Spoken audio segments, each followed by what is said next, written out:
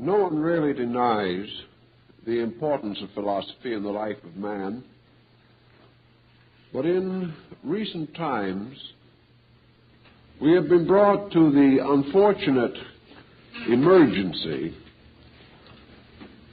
of being forced to interpret a very large, good word in a way entirely contrary to the original insight which was associated with the term. We think now of philosophy as some kind of a formal instrument of thinking, and that this instrument some way lies outside of ourselves. We study philosophy, but it does not necessarily follow that we practice it or gain any direct insight as a result of the learning we accumulate.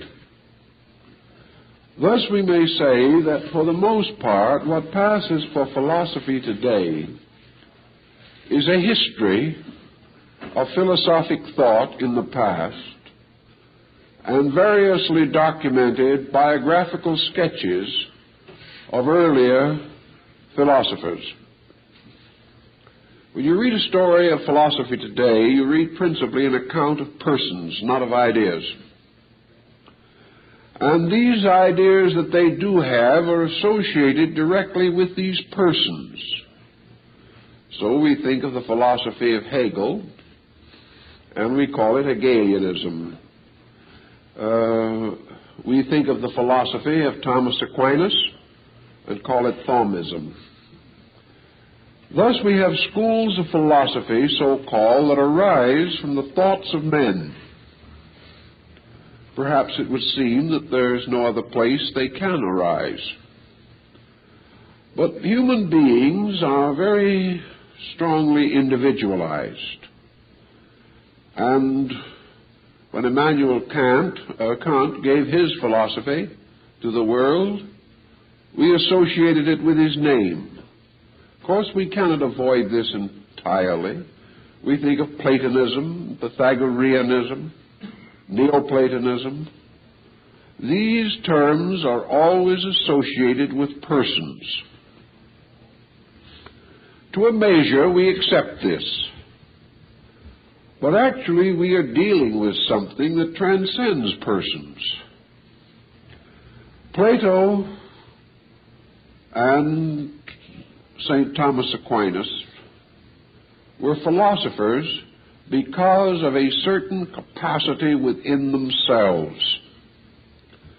They were not philosophers primarily because they were students of philosophy. They were brought to a high place in the intellectual life of the race by their own magnificent internal equipment. And through this equipment, something was released into manifestation. Today, in most lines of thinking, we believe in a more or less accumulative procedure, and medicine is an example of this. We no longer think of medicine primarily in the terms of doctors. And while medicine has its heroes, these are not the heroes we think of when we think of healing. We think of healing as a great body of knowledge, not merely a number of interesting individuals. Actually, the same is true of law. To the lawyer, there are many important legal personalities in the history of jurisprudence.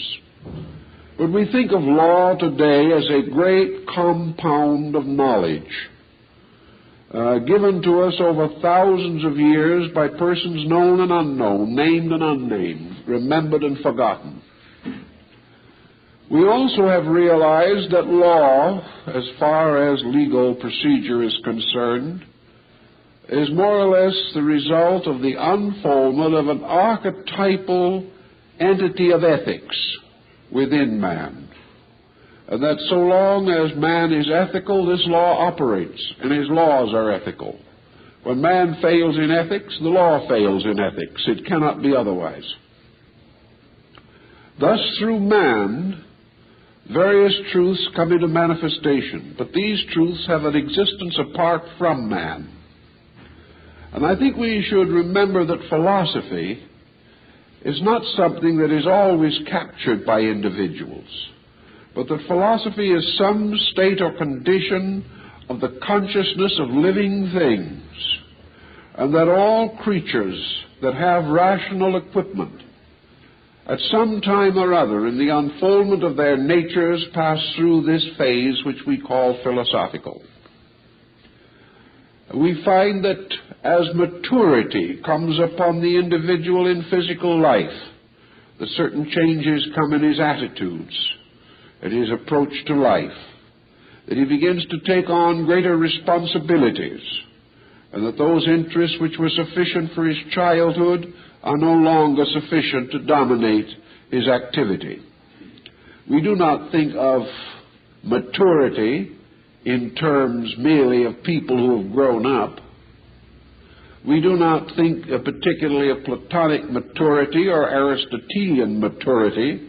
We think of people growing up everywhere, in every walk of life, in every condition of consciousnness. And I believe that in the course of time we must learn to approach philosophy this way. That we will no longer think of it as a traditional body of opinion, but will think about it as a living instrument available to each one of us. Truly, as in the case of most arts and sciences, we have to learn or study in order to become proficient in a form of knowledge. However, learning and study will not guarantee this proficiency. To all outside instruction must be added the internal factor of ability, or the individual must be recognized as having an aptitude for a kind of learning. It may well be that the musician will never have an aptitude for philosophy, or it may well be that an actor will never have an aptitude for law or medicine. But it is very definitely true that all human beings have a certain degree of aptitude in the use of their minds. And philosophy, therefore, is a method of culturing the minds and thoughts of men. I think we must outgrow the idea that philosophy divides into these schools, and that we are only philosophical to the degree that we align ourselves with one of them. Just as today we may think ourselves religious because we belong to a certain church, and doubt the religious integrity of another person because he belongs to a different church, today we have this same problem with philosophy. Those who follow the Kantian school of philosophy look with great suspicion upon the followers of Leibniz or the followers of other systems. They hardly speak the same language. So when we are thinking of philosophy today, we are thinking mostly of these great dominant systems of European intellectualism, which have dominated our way of life for many centuries. We are thinking in terms of allegiances to doctrines, and philosophy has become a vast and complicated doctrine, divided into innumerable sub-branches and divisions. These divisions being further divided and enriched by continuing contribution, so that even in this age in which philosophy is far from prevalent, we still have minor schools rising, such as, for example, our friends the existentialists. They constitute a philosophic group largely based in the philosophy of futility. This building of these schools causes us to say that philosophy comes to the person who spends a certain number of years studying the thinking of a certain person or school of persons who have lived at some past time and who have evolved within themselves a doctrinal structure relating to life and have interpreted universal existence according to a formula. If we accept this formula, we belong to their school. If we do not accept this formula, we are not welcome in that particular environment. So philosophy again becomes a selectivity among various formulas. If we find a formula that is rather pleasing to us, it is like finding a pair of shoes that somewhat fits. In this we feel a great achievement, a great victory.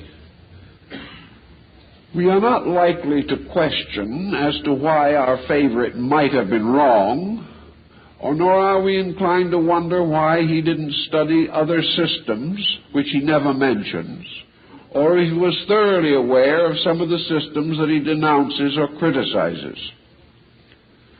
We somehow, therefore, come to think of this philosophy as an available mass of opinion or belief or conviction, not perhaps entirely amateurish, because it has passed through a series of processings through able minds, and we have confidence in the philosophy because we have confidence in the ability of the thinker who gave us that particular system. It's all authority, it's all tradition. Now, we are not attacking the validity of either of these, but I think it results in a situation that is not favorable for the development of a philosophic era. The first thing you have to have in modern philosophy is an exceptionally good memory. If you are able to remember the essential elements of a system, you can probably gradually work up to a PhD. This remembering of a system does help in some respects, but it gives us the victory of having remembered.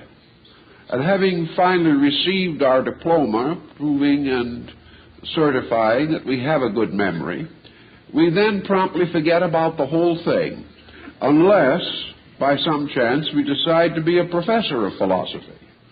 Under such conditions, we begin to teach that which we have learned, often adding nothing of ourselves, but simply parroting the original text.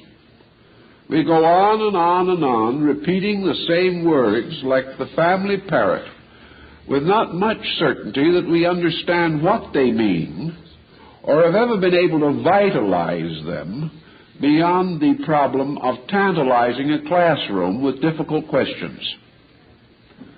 This means that we go on through what we now call learning, and can graduate with all honors, and still have no dynamic within ourselves. Instead of philosophy creating within us a magnificent adventure, it ends up in a common boredom, if not worse, because if we start to study comparative philosophy, then we find that most of these intellects violently differed from each other, that many of them held utterly irreconcilable points of view, and that you can get into just as serious a dilemma trying to reconcile philosophic systems as you can trying to reconcile political or religious systems. Instead of the end being knowledge and wisdom and insight, the end of the search is confusion. We then come to the natural problem of the doubter. When the great masters of a learning cannot agree, what shall the humble followers do? They stand by in amazement, watching their betters, as Voltaire says, throwing three-legged stools at each other's heads. There seems to be no reason why we should expect more comfort from a philosophy than its principal exponents. And as very few of them seem to have gained any comfort, we can doubt the wisdom of the entire proceeding. This leads naturally to a skepticism. And when we learn that dozens of the world's great thinkers have startlingly disagreed, then we wonder what we can believe, what knowledge we can affirm. So that finally, as the Greeks observed long ago, that the end of philosophical meditation is simply a legitimate doubt about the validity of anything. Philosophy producing the great skepticism, the sudden realization that all knowledge may be futility. So looking back over this problem and realizing that it is one of the heritages which we bring down into modern times, it seems well to try to analyze it a little more closely. And we have a splendid parallel in religion, which has been close to philosophy in many respects since the very beginning of time. We observe that in philosophy, as in religion, and more or less in science also, the tendency of the individual and of the school and of systems is to glorify points of difference. A system stands because it is isolated by its own ideas. A system has a reason to exist because it is different. The concept is, if it was like other things, it would be dissolved or absorbed by other things. If several different religious groups admitted their identity, they would have no longer any reason to struggle for their own existence. They could meld or mingle or merge, be one body, and the small, isolated struggle which makes meaning for many of these people would no longer be reasonable or profitable. The same is true in philosophy.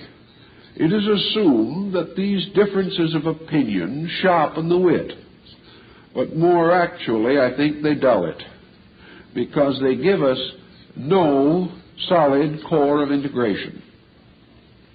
Actually, religion and philosophy have this in common.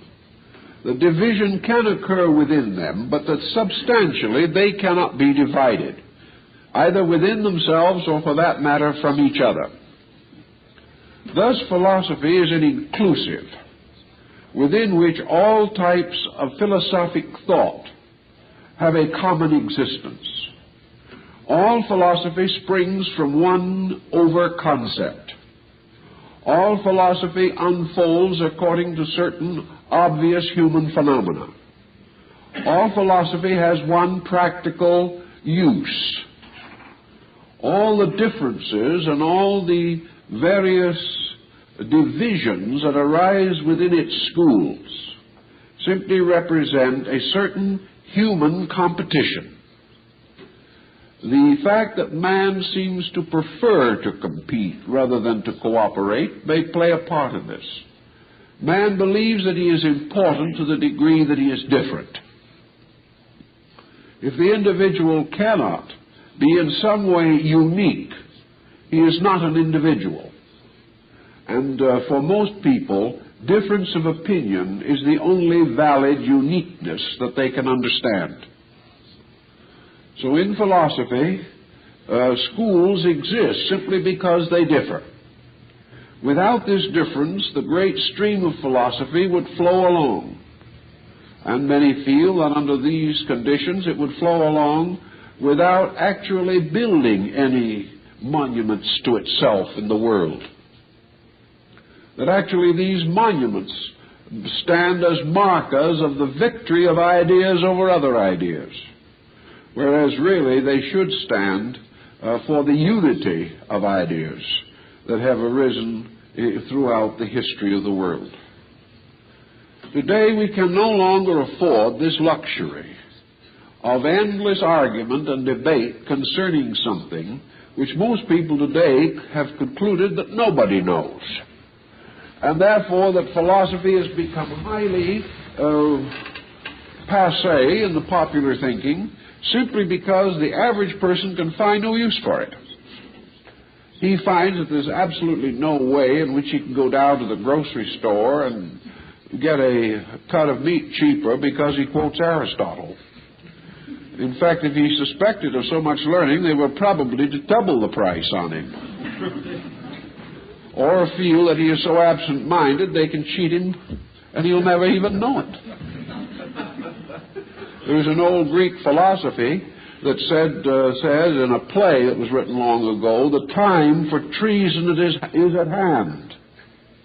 The gods sleep in philosophy. Now, for that basis, you can now go on and commit murder because they will not wake up in time to do anything about it.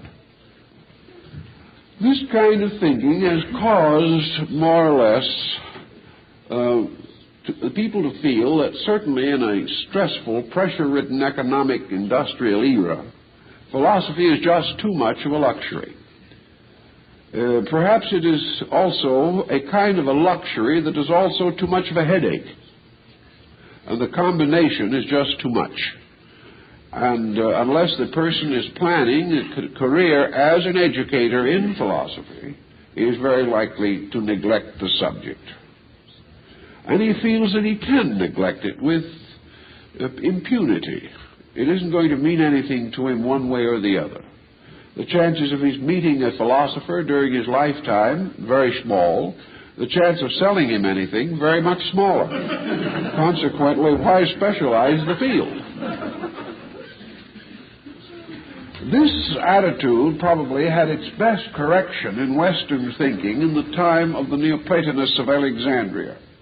Perhaps among Western scholars, the Neoplatonists were among the first, certainly, and the strongest, to point out that philosophy is not a doctrine at all.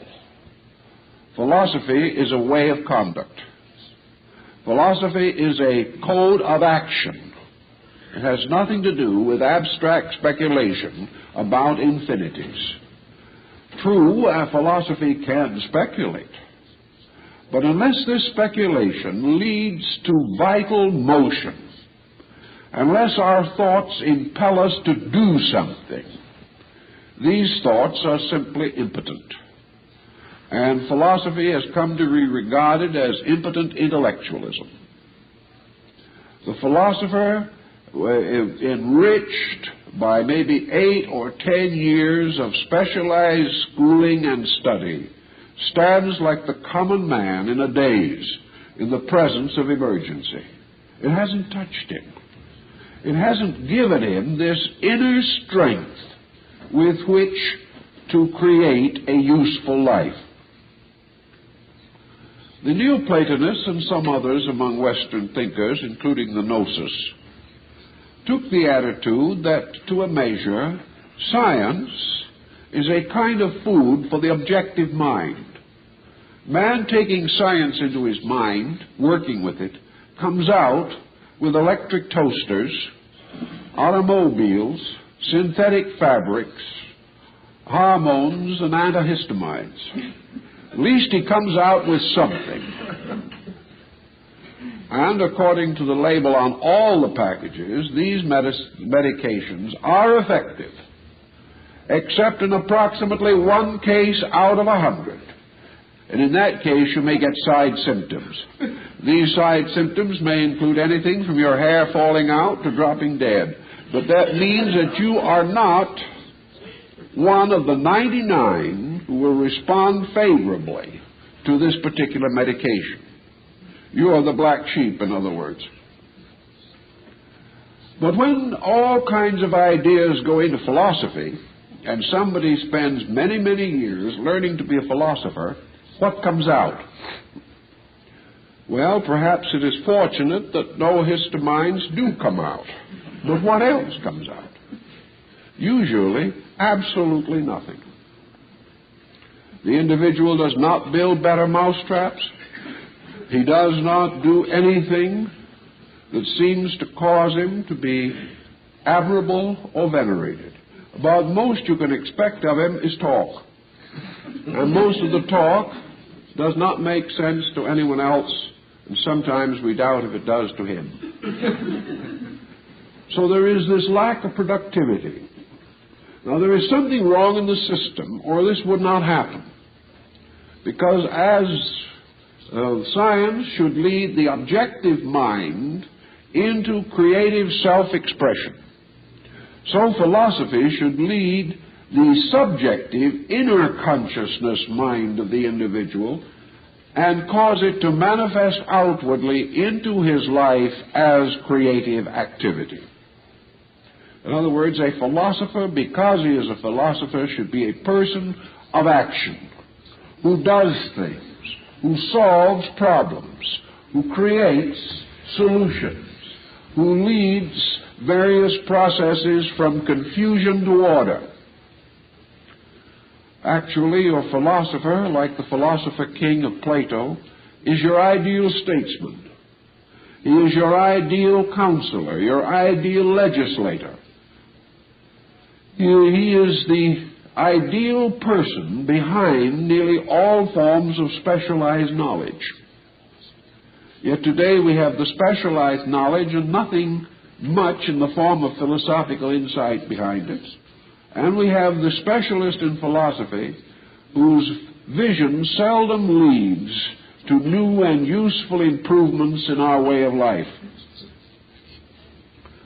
Thus, instead of awakening or arousing the psychic life of man, philosophy acts as an opiate upon it. It dulls it, puts it to sleep in abstraction, or creates for it a mysterious internal neurotic life of speculation and contemplation, an imaginary world into which the individual may flee to escape the pressures of factual circumstances which he does not wish to accept. In this type of keeping also, philosophy becomes the doctrine of evasions, by which the individual, with a little logic and less reason, is able to clear himself of all responsibility for his own conduct and to blame the world for all the misfortunes that occur to him. Thus, philosophy, in this way, is not much use to us in preparing a new way of life for our modern time. We can no longer simply build upon the academic systems of philosophy any more than we can build firmly upon the creedal systems of theology, or again upon the complete scientific methods which are arising in this area of knowledge. We are not finding what we most need, and that is a moving force within ourselves to impel us, to direct us, to lead us in courses of right conduct.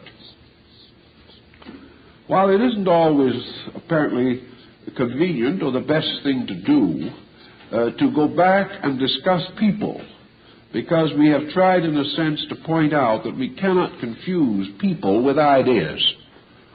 But we have to a measure, because history has done it to us. It has given us a vocabulary with limited words, and it has forced us to the use of simile and similitude in order to express our own meanings. So therefore we can go back into philosophy in this sense.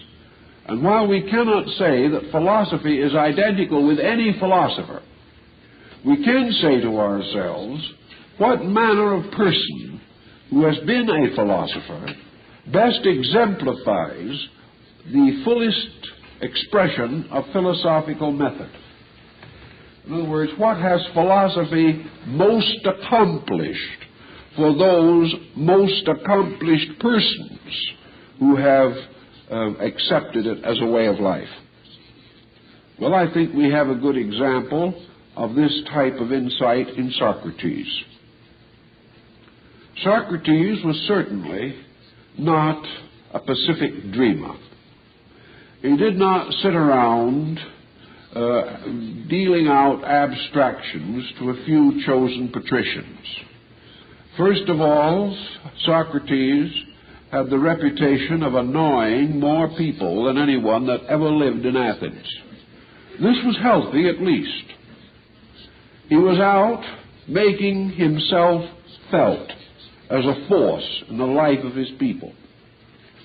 Socrates also had a wonderful reputation for being a brave defender of his city. When the time came and the Greeks had to go out to war to protect their commonwealth, Socrates was in the front row of the army. When the enemy saw him there, they divided and went on each side of him. No one wanted to face this doughty soldier. Socrates was also a man of extraordinary self-discipline. For in part of his guard duty, it is said that he stood motionless, barefooted in the snow up to his knees for 24 hours. This is a pretty good test of something. In other words, this man had begun to discipline himself. We know that he was very clever in the argument and debate, that he was ruthless in his attack upon hypocrisy and subterfuge, and that he also was a person of such grave courage that he cheerfully and willingly chose death before the compromising of his convictions. Philosophy had done something for this man. Some will say this man did something for philosophy. Perhaps both may be true. But here we have a person to whom great learning gave not an impotence of character, but a tremendous impetus to power. This person used philosophy to create a great life for himself and left an imperishable heritage for those who came after him. Now we begin to think of philosophy as meaning. It suddenly has significance for us. And we check others of similar abilities and similar dedications. And we find that philosophy in its best form, in its living form, has always strengthened the individual against the uncertainties of his time, rooted him in reasonable and rational convictions, protected him from fanaticism, superstition, and fear, and overcome in him that other strange impotence which arises from ignorance. So philosophy becomes a nourishment or a food or a medicine for the infirmities of human character. It gives the person the power to put his own life in order. Well, this we need, and we need it as we never needed it before. We also realize that in every generation in which philosophy has arisen, philosophers were more or less solitary people. I don't think that there was ever an age in which the world agreed upon honoring philosophers. Some nations honored them more than others, but for the most part they were solitary miracles of nature, arising in the most unlikely places and uncertain times, revealing their strength often against a background of extraordinary corruption. And gradually their names and memories have come to be honored, although perhaps they were little known in their own time. So philosophy was not the result of a fortunate world. The great truths of life were not given to mankind in some blessed period when all was going well. They came at the most critical periods in the life of our people. Buddhism was brought to India in a period of great corruption in India, at a time when practically all values were falling apart. Christianity was given to the Near East at one of the most tragic periods in the life of the Syrian peoples, the period of their bondage to the Roman Empire, and still green in their memories the remembrance of the Babylonian captivity. Therefore, this period was not a period of great happiness. China received Confucius at a time when China's culture was at a dangerous degree of decadence, and Confucius fought all his life to find one honest prince who would establish the proper reforms for the state. These men all lived in difficult times. They were individuals who were strong in the midst of the weakness of those around them. They were not the products of Social Security or old age pensions. They were not the product of the policy of the 4-hour day or the 3-day week. They were not the products of extraordinary luxuries, of unusual opportunities. When most of these individuals lived and flourished, there was no such a thing as a public school. These individuals learned, perhaps from wandering or itinerant teachers, or because of their own abilities and peculiar powers, were apprenticed to some scholar or teacher for his instruction. These people were therefore products out of themselves. Leonardo da Vinci was not merely a diplomaed graduate from some other institution. He was a creative thinker in his own right. He arose, it is true, in a time in which there was great emphasis upon culture and cultural things, but most of the emphasis was bad. It was the emphasis of the court of the Borgias and the Medici.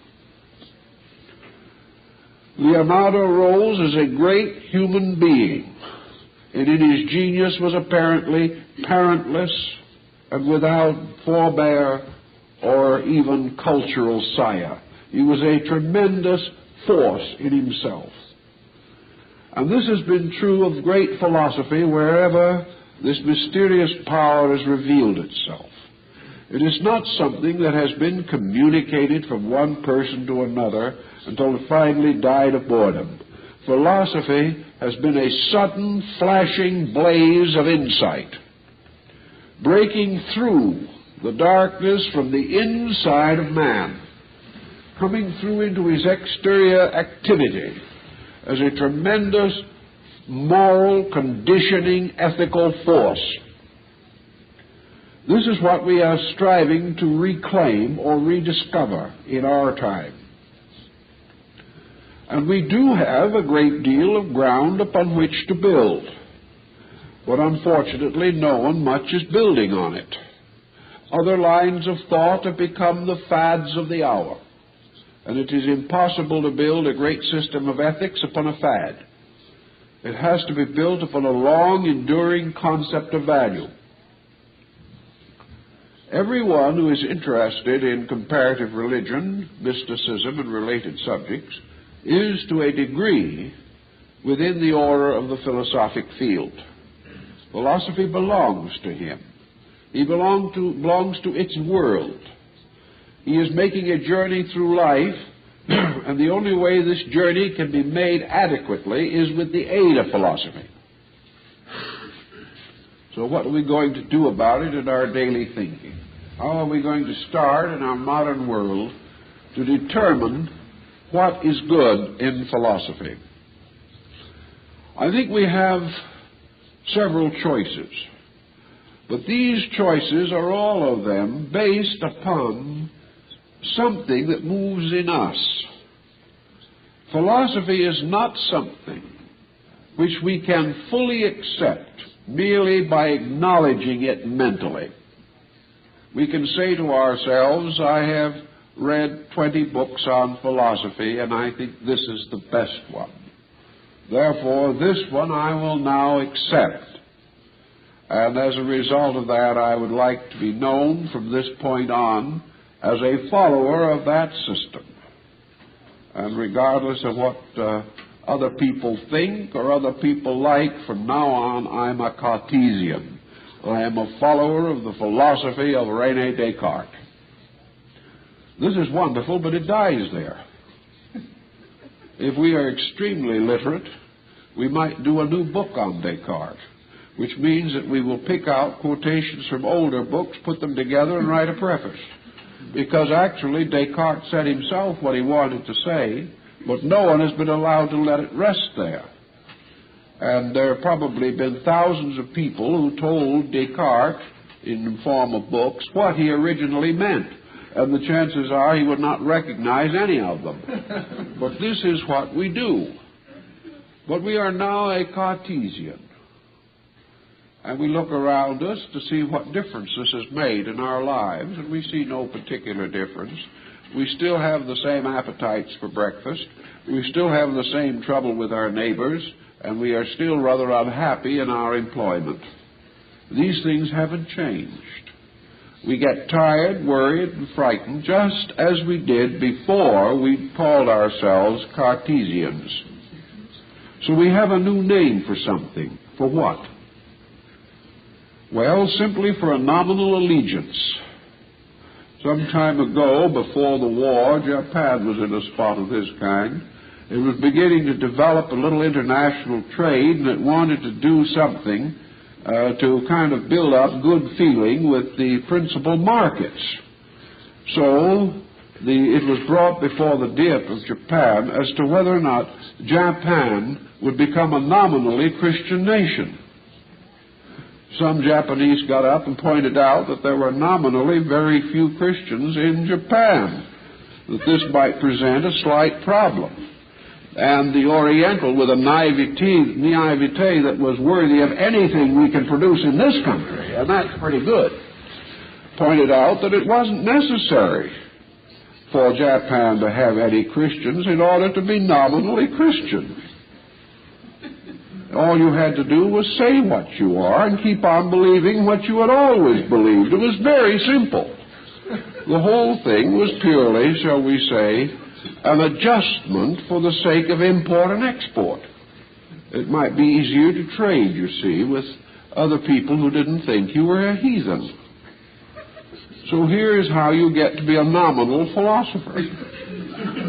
You believe as you have always done, but you give it a new name. And as nobody else knows what it is either, you are suspected of being an outstanding example. This means that acceptance has become the key to the whole thing. But acceptance isn't anything. Acceptance is trying to hang something on the outside. Acceptance is trying to gain a new personality with a haircut. Acceptance has something to do with putting a new kind of an appearance on things, but leaving the substance of those things unchanged. And this is where philosophy has gotten a poor reputation for itself. Actually, we can study, but when we have read 25 books and we now wait in our own minds to see which one we're going to follow, or whether we're going to be followers of René Descartes or good old Bishop Berkeley and his tar water, the question that now arises is, which code of conduct do we expect to live by? This is a tricky question for most people, because they have a perfect solid intention to live by the same code they've always lived by. But it will be nice to gain a little intellectual luster and a high polish. But it's not going to affect what they do to any marked degree. There is a belief, if you study it long enough, it may sink in, but most people don't live that long, so that it doesn't sink in. Actually, if you're going to work on it this way, if you're going to take a number of books and read them, or study a nice survey of philosophy and try to decide which is the most important, then there's only one way to do this. It's not by an acceptance by the mind. The question is, if you're quite still and quite quiet about the whole thing, which of these different things you have read creates the greatest sense of aliveness inside yourself? Which one of these things suddenly restores a little faith in human nature, makes you really impelled to take a new and more constructive view on life? When you can say to yourself, yes, this particular philosophy has given me something, for from now on I can no longer hate anyone, then if it's true, then philosophy is beginning to operate. Or if an individual who has been rather fanatical and bigoted in many of his points of view says that he has found a philosophy that shows him that he was wrong, that he is admitting that he is wrong, And still more important, he has ceased doing that which he knows now is wrong. Then philosophy has become a dynamic. Then philosophy is changing the person from inside himself. It has converted his consciousness, not his intellect. It has touched his emotions, by which he feels a new sense of value. It has given him a more rational group of sympathies about things, about persons, about ideas.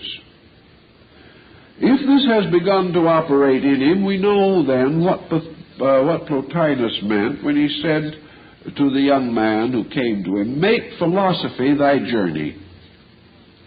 Life is a journey. And this life journey is most important if it is a journey in philosophy to philosophy. If it is a journey toward greater enlightenment. If a philosophy enables you to suddenly say to yourself, "I am ignorant," then this philosophy is good. It is doing something. But if after reading all these philosophies you reject all that do not agree with yourself and say, "Well, there's one thing that's certain, dear old Bishop Berkeley agrees with me. He must have been right." If we take this attitude, we're totally lost again. So philosophy has to be something that awakens a sleeping respect for value within the person, so that having accepted it, he can no longer be the person that he was prior to this acceptance. That for him truly philosophy is a new birth in time. It is a dropping away of an old self. It is a metamorphosis. It is the caterpillar truly building its cocoon and then breaking forth again as the radiant moth. It is a reintegration of life around a dynamic that is valuable to us. Now, what is the primary dynamic in philosophy? Well, the great purpose of philosophy, which, like all ultimate purposes, transcends the capacity of any man in his present state of consciousness from achieving that purpose. But its great ultimate goal is that man shall know truth. That beyond everything else, the most important thing in the world is truth. That the truth of a thing is much more than the fact of a thing. We think we know the truth when we say that water runs downhill. This is a fact, but not a truth. A truth has to be much bigger than this. It is a fact that we have alternation of day and night, but this is not a truth. A truth is in reality and substance the internal reality or validity of a thing. The truth about it is the fact about the principles upon which it operates. The truth about it is the true reason for itself, the cause of itself, the nature of itself, and the purpose of itself, all continued or considered together as one fact, superior over fact about this thing. So truth means that man, as far as he is concerned, must know the origin of himself, his own purpose and reason for existence, and his own destiny. Man must know with absolute certainty what the power is that governs the world. He must know with certainty what the power is that governs himself. He must know what his own consciousness is, what his own intellect is.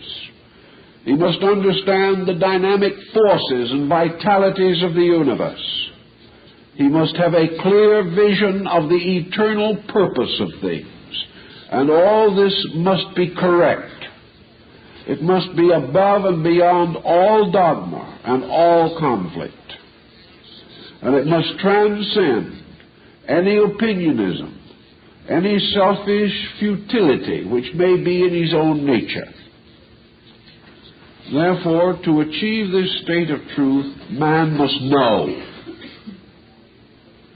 And this knowledge must be knowledge of things that are primary and not knowledge of things that are secondary. Secondary knowledge puts man into orbit now around the earth. Primary knowledge puts man's culture into orbit around the radiant center of reality. Until this happens, his culture is insecure. Therefore, truth has to do with the salvation of empires. Truth has to do with the eternities of human progress. Truth has to do with the facts of survival and the inevitability of values which are entirely beyond scientific speculation. Truth has to do with the power of the individual to relax because of an absolute core of certainty within himself which is indestructible. Truth has to do with man's continuing unfoldment of ethics, his fairness, his vitality to good, his absolute dedication to principle above profit. These things have to do with truth, and on that basis truth is very deficient in our modern world. Pilate asked, "What is truth?" And Jesus was silent. Yet it is the problem of philosophy to search for this truth, and to realize that the search for truth is the primary end of life. Therefore, Plotinus says, make philosophy your journey. And this philosophy, as Plotinus also said, is that mysterious journey of the alone to that which is forever alone. It is a journey within ourselves which leads from the uncertainty of ignorance to the certainty and benevolence of total understanding. Now, it would seem that such things would be interesting. We know that an individual who gains great distinction in music is applauded and very often listened to in rapture by persons who really do not understand too much about music, but whose hearts sing when it is well performed. We know that people are interested and profoundly influenced by the skill of the scientist or the skill in any area of daring and courage. We applaud these things. Why then do we have no place in our way of life to applaud this journey toward insight? Why do we not actually recognize that the greatest of all persons, most worthy of our respect, is that person who makes this journey? And that the journey itself is the supreme profession to which life should be dedicated. Now, this journey in and toward truth is by the very nature of our way of life not a journey in the sense of a complete separation of man from one form of knowledge in the quest of another. Philosophy does not say to the man, you cannot be a mathematician anymore, you cannot be an astronomer, you cannot be a lawyer, or you cannot buy and sell merchandise. Philosophy says no such thing. Philosophy rather says that in all of these activities and outlets normal to man are to be found the essential elements of the philosophic life itself. Philosophy is not the result of turning from the world and seeking the values of aloneness. Philosophy is a lonely search because it represents an individual moving from a very strong interior motive through a world that does not understand this motive or appreciate it. But actually, to be the true philosopher, the individual must be universally informed. There is no philosophical maturity that can result from bigotry or from prejudice or from the restriction and limitation of interests. The individual who lives most becomes wisest. There is no great virtue in escaping life. The virtue is to move through life, accepting it on its various levels according to its true worth, and then moving through these experiences into the maturity of the power to experience within ourselves. So philosophy becomes actually of the principal teacher by which the purposes of life are integrated or organized, so that we no longer live in a universal accident. We no longer struggle on in a cosmic dilemma. We are no longer convinced that we are going nowhere at several thousand miles a minute. We suddenly find that philosophy takes the world, the universe, and everything in it, and gradually begins the process of organization. It makes this world acceptable to the thoughtful person because he has endowed this world with the power of his own thoughtfulness. But he is trained, he is wise, he is scholarly, therefore he is not going to be foolish in his thoughtfulness. Now this begins another very important thing. Philosophy, it is said, begins in thoughtfulness. Now, how do we get to be thoughtful? Well, we can listen to all the commentators, particularly on the radio and television. By means of this, we will guarantee that no one will be thoughtful. We can also read all the opinions of the learned, the latest books on all the subjects of international and national intrigue. We can keep on our quiet little problem of hating everyone we do not know, and being suspicious of everyone that we do know. But this does not add anything to thoughtfulness. Thoughtfulness is a process of thinking. And how do we learn to think? We don't have to. Man was created with the power to think. The only thing we have to do is to give this power a chance. So if the individual does not think badly, he will think right. So it isn't necessary for him to know what is right in order to think. It is only necessary for him to discover what is not right and stop doing it. If he will follow this very simple rule, he will soon begin thinking straight. Because he will always think straight if he doesn't put an obstacle in his own way. If he insists, however, on building a crooked path and walking in it, then he will not think straight. But his own thought has as its natural inclination to think with the universal mind. There is a power that rules and regulates the mental energy of the universe. And the natural process of this mental energy is to be intelligent. Therefore, you have to settle down to the slow and careful process of gradually indoctrinating intelligence out of this thought process. What we are really doing is taking long postgraduate courses in how to be ignorant. And when we have prevented ourselves from having a natural thought, then we graduate with honor.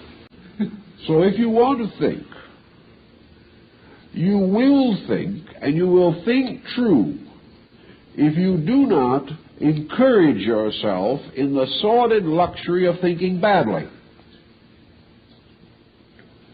If you settle down quietly to eliminating these things which are not thought,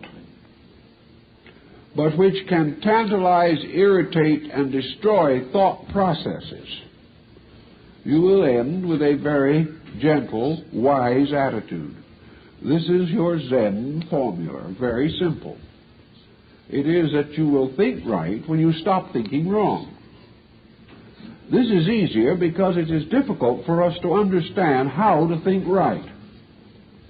We don't know what right is, really. But we all know that we've gotten into trouble thinking the way we do. This is factual. Therefore, our first job is to stop doing the kind of thinking that we know gets us into trouble. As we gradually recover from this group of bad habits, we observe that in the place of the wrong thinking, better thinking comes. We cannot be dishonest inside and think straight. So we discover as we go along through life that we are subject to a series of attitudes which destroy philosophic insight. Because of these attitudes, we never can get 2 and 2 to make 4, no matter how hard we try. Because somewhere between the 2 and the other 2 is imposed a hatred, a fear, a doubt, a prejudice, a false or unreasonable allegiance, an antagonism.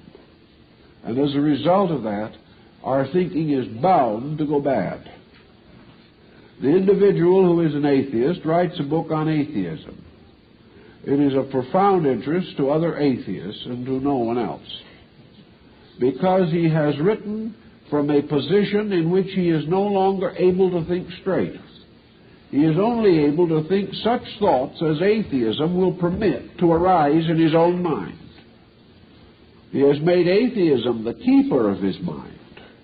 Therefore, it will never testify against itself. But had he taken the opposite viewpoint, the same mind would have served him just as enthusiastically.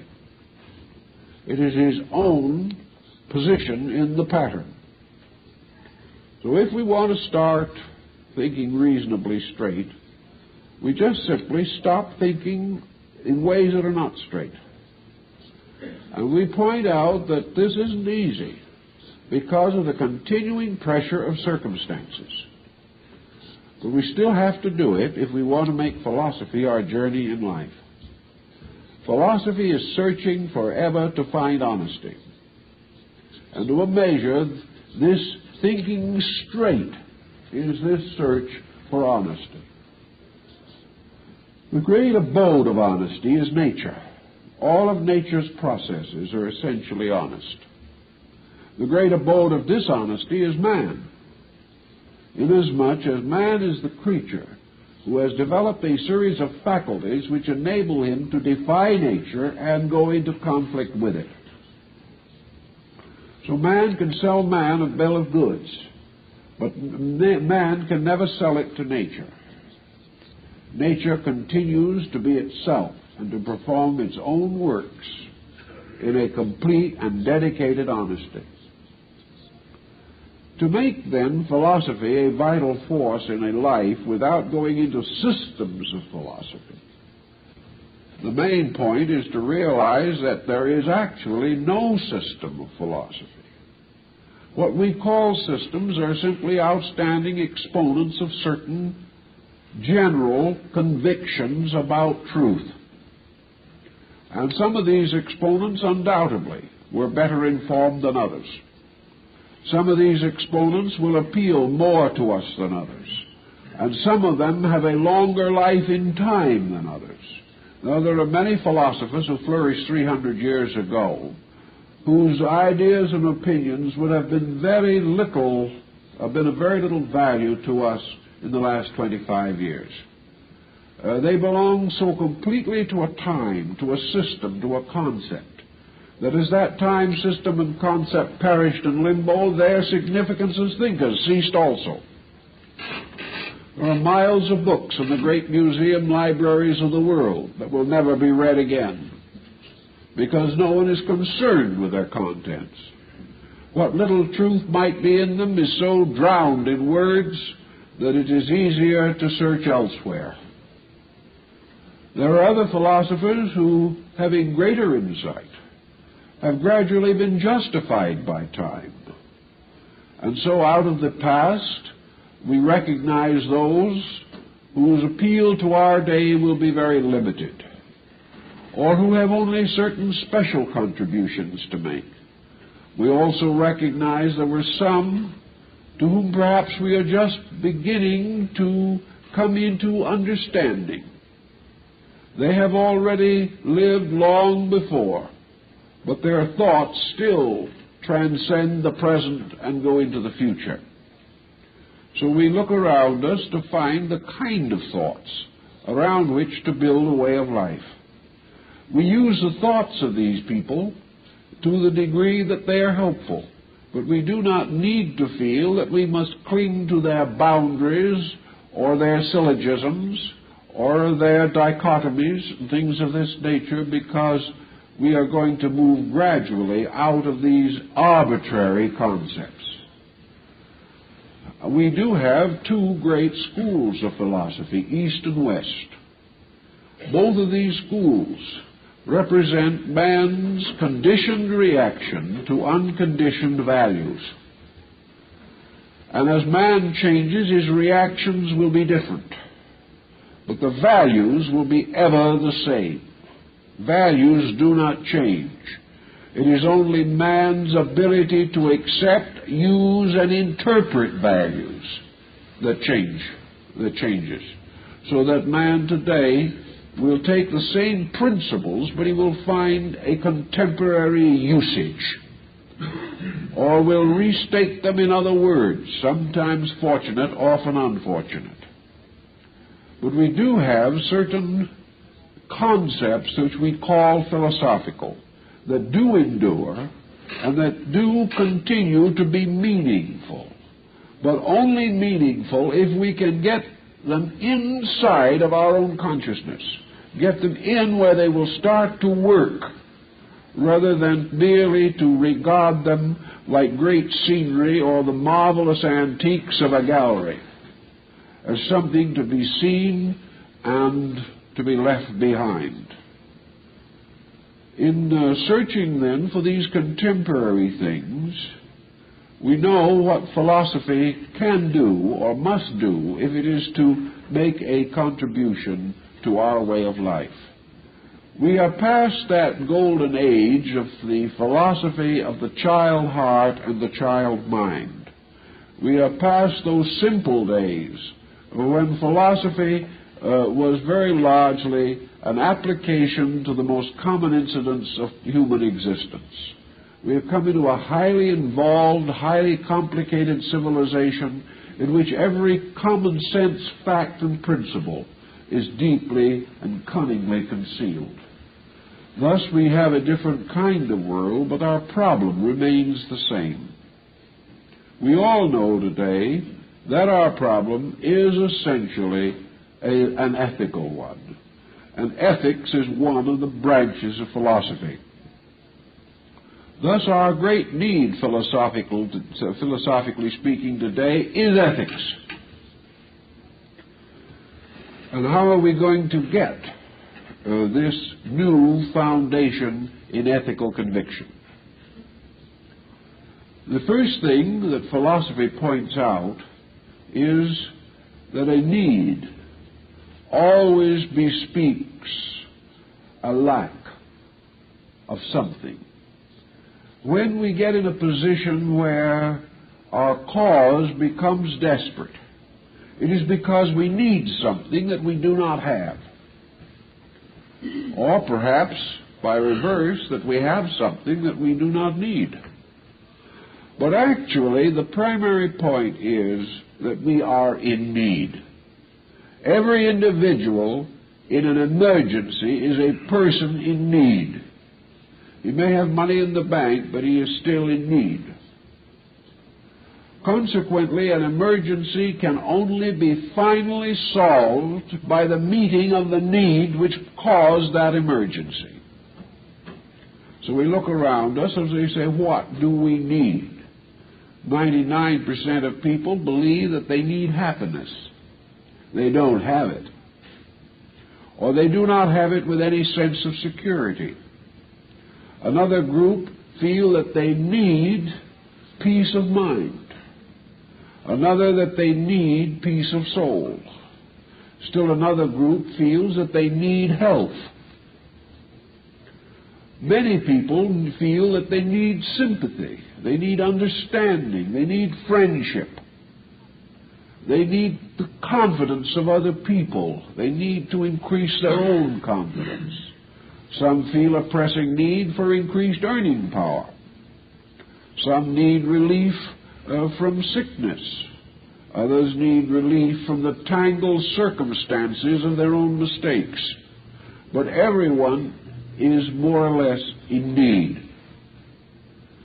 When that need becomes generally manifest, then that which is needed becomes most generally necessary. If there is then a common need, there is a great common answer that is most necessary. All the things that we indicate that we need today, all of these exist because of the lack of adequate internal integration. All the things that we really need to make ourselves happy must now, as always, come out of ourselves.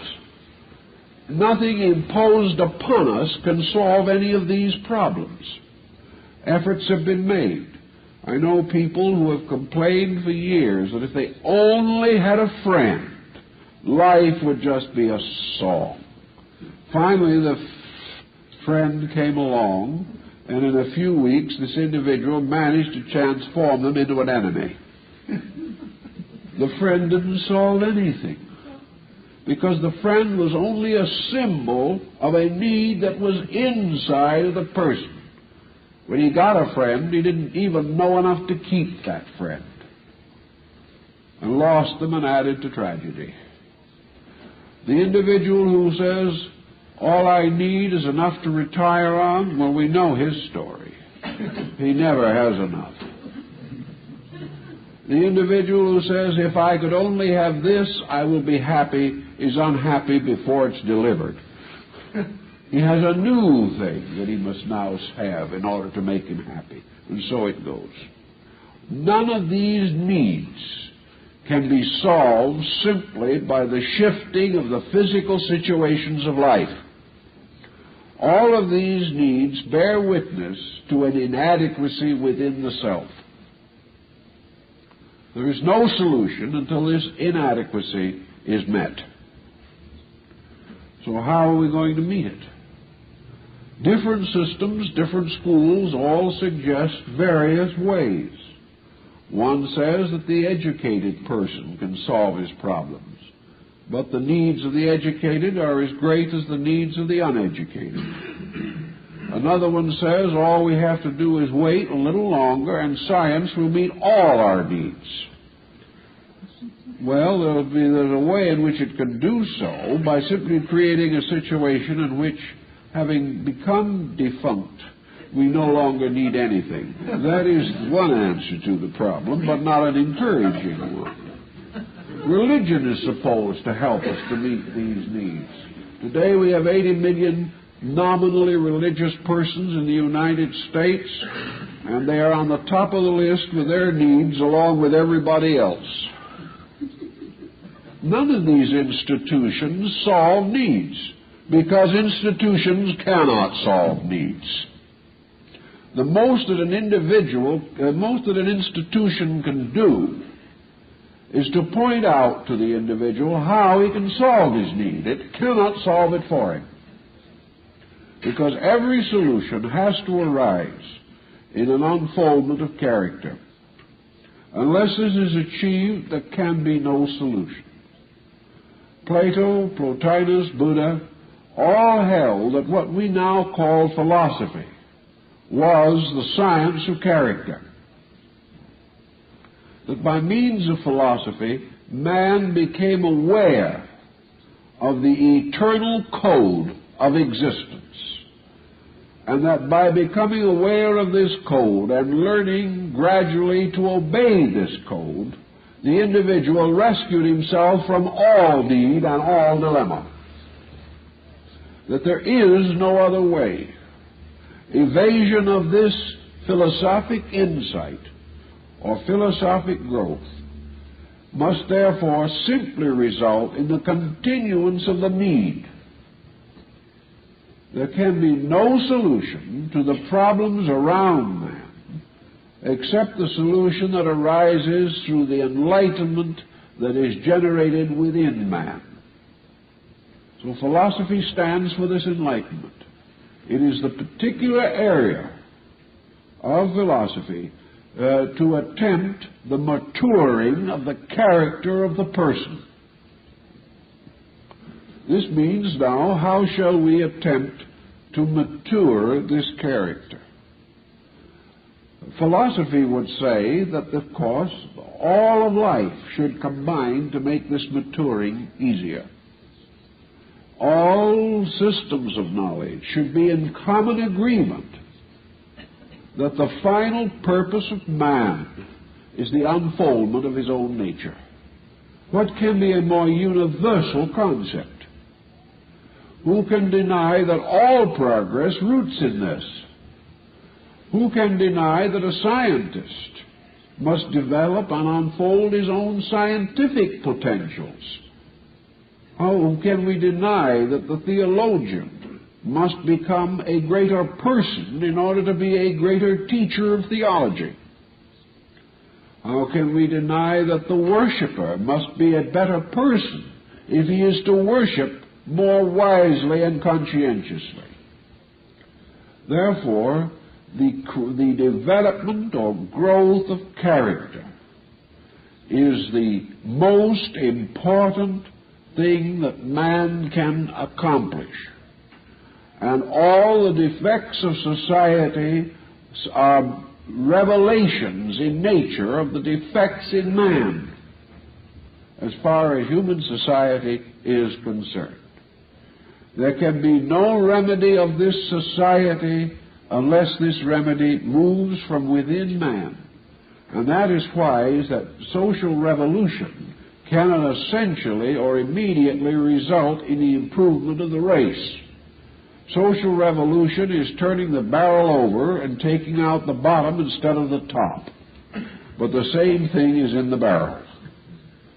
And social revolution only assists to the degree that it contributes to human experience, and that perhaps after centuries of this struggle, we then finally accept the inevitable fact that the end of all progress is the development of human character. If this is true, and education could not deny it, although it makes little of it, why are we in this difficulty? We're in this difficulty because every institution that is necessary to enlarge and promote the advancement of character is under the control of individuals of inadequate character. Therefore, these individuals neither know what is necessary, nor would they have the courage to achieve what is necessary. Thus, the very instruments necessary for the fulfillment of our character needs are in the keepings of individuals who are unable to use these instruments for the purpose that was intended. This means that instead of being able to start at the parent's knee in the mystery of the growth of character, the individual has to start after he leaves school, where schooling will not bestow it. This perhaps is part of nature's evolutionary procedure. Thousands of years ago, when man was less mature, actually, psychically, than he is now. Well, while we are confused today, we are confused on much bigger and better things than our ancestors were, and that means that our confusion is more perfect and more colossal. But actually, we have a greater capacity, a greater developed potential than we have ever possessed before, and that is why our mistakes are becoming increasingly dangerous. But there was a time when man was practically like an animal, and the shepherds, the priests of the temples, the old philosophical guides, the initiation and ritual systems were institutions in the physical world. They took young and promising candidates, indoctrinated them, taught them, brought them up, and made them, we might say, the custodians of their own culture. This has disappeared from our way of life. There are no longer any convenient sanctuaries where we can turn with certainty for essential enlightenment. This, however, probably is good. It simply is telling us, in our quiet way, that we're supposed to be able to take care of this ourselves by now. That the individual is given the greater opportunity and the greater inducement, the greater reward, which will result from making these decisions as a result of personal need. But we are all suffering from the same problem that children in school suffer from. A child going to school and studying with its classmates manages to maintain a certain score or average simply because of the pressure of the group around it. Take this child out of a compulsory educational system and let it try to study by itself when it pleases, and the child will get nowhere. Even the adult seldom does. It is only a great dedication that will cause the adult to stay with any program of self-improvement with the same dedication that would be evident if he was attending some institution of learning.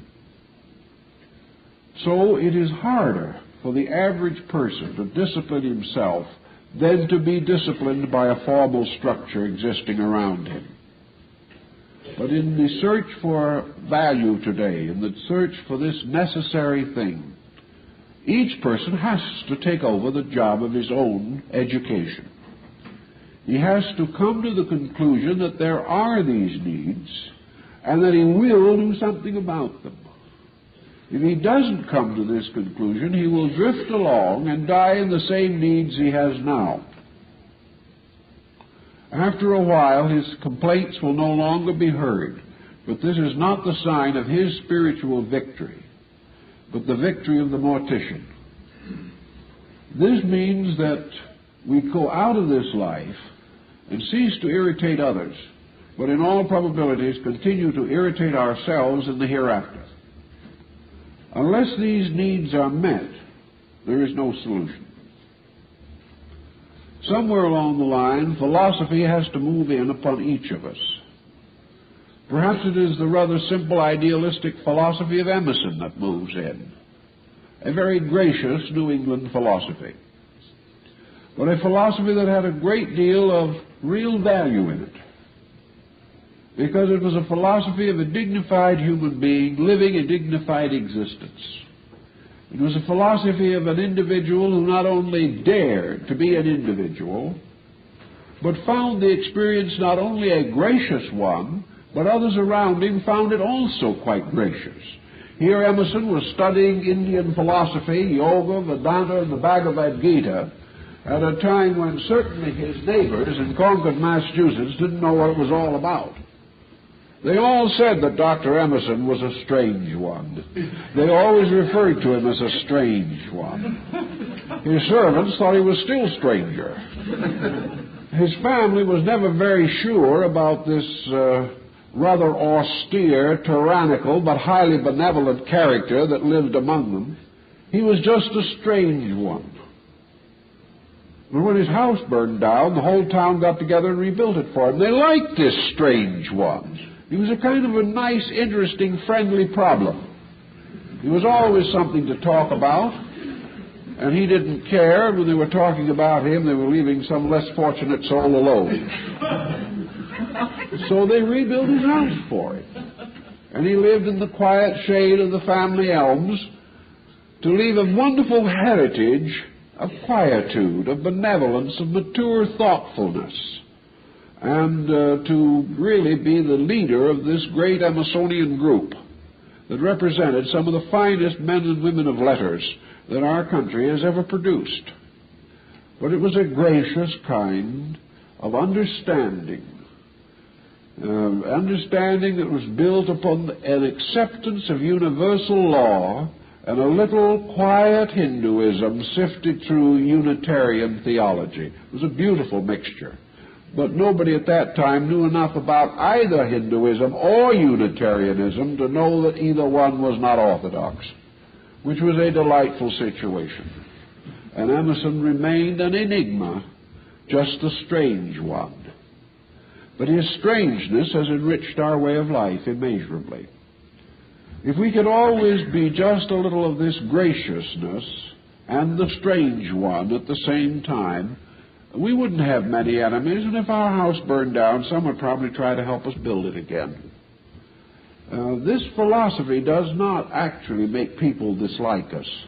It may make them wonder a little bit, but if we are gracious about it all, and don't parade a lot of knowledge we never attempt to apply ourselves, we will be accepted, even enjoyed, be a cherished source of conversation, and perhaps will leave behind a heritage of value to others.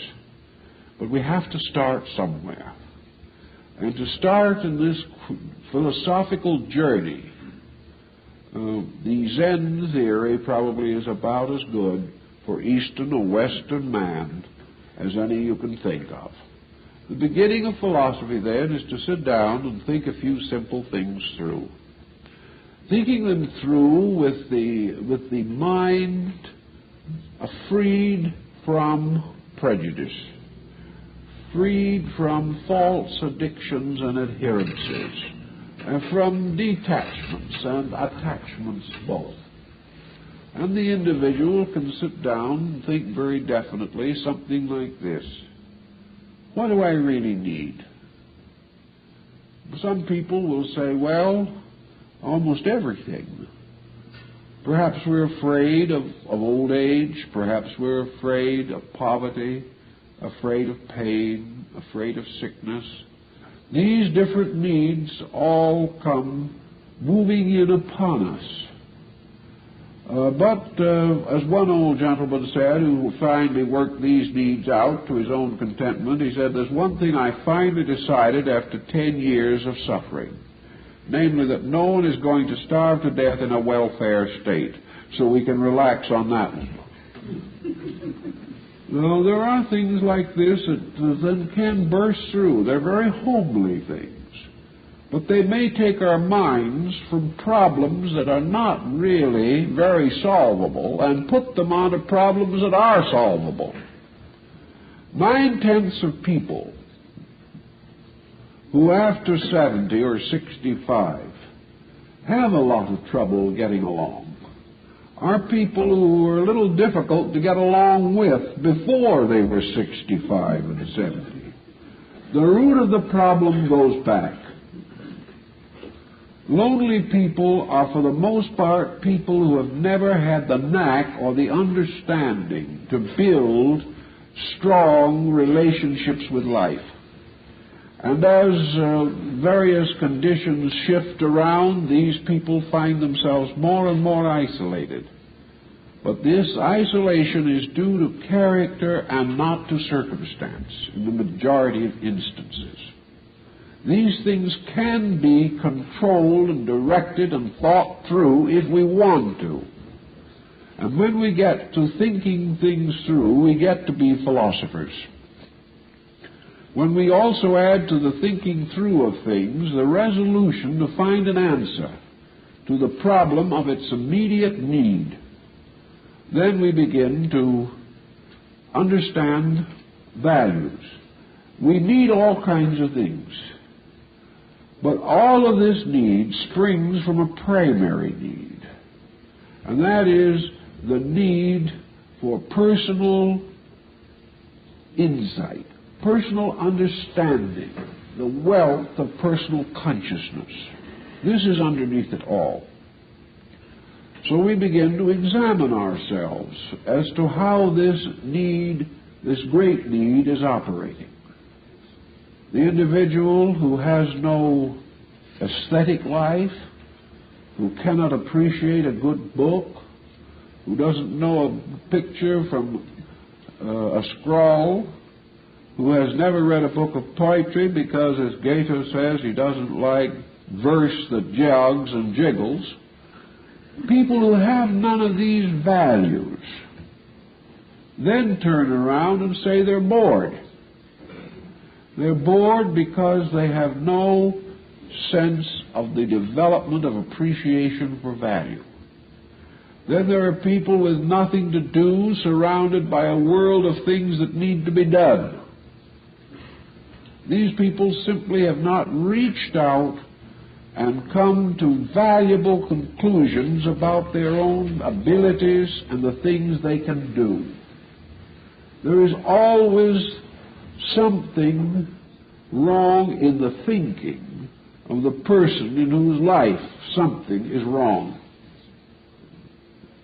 We're all going to be that way. This isn't in any way a reflection upon anyone. We're all going to pass out of here in need of something. But we don't need to need quite as much as we do. There are some common needs we could take care of. And we think of these needs only in terms of poverty.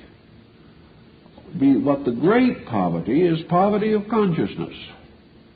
And when we are poor in consciousness, we are poor indeed.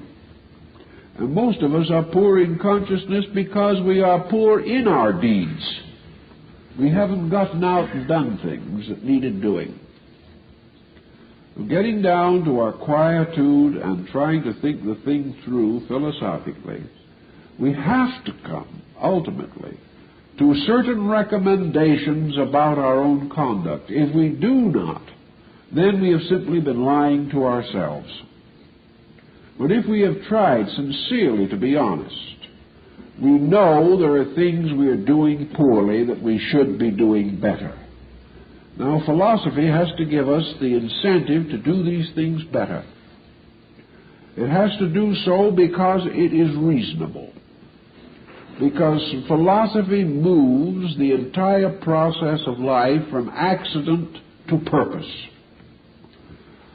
Nothing remains left to chance anymore. And having luck removed from our way of life, we have to substitute merit. There is nothing left. So we move gradually on the merit system. We come to the conclusion that whatever we want, we must work for. And that whatever achievement we attain must result from an appropriate amount of effort directly imposed upon this project. If, for example, we say to ourselves, I would like to look forward to the last 20 years of my life being happy, well-adjusted, useful, cheerful, reasonably helpful years. This is a big thing to ask for. We're asking for much more than $1 million, because $1 million cannot produce one of those factors. We're asking much more than fame or high office. We're asking about all that is good in life and all that life of value can bestow upon us.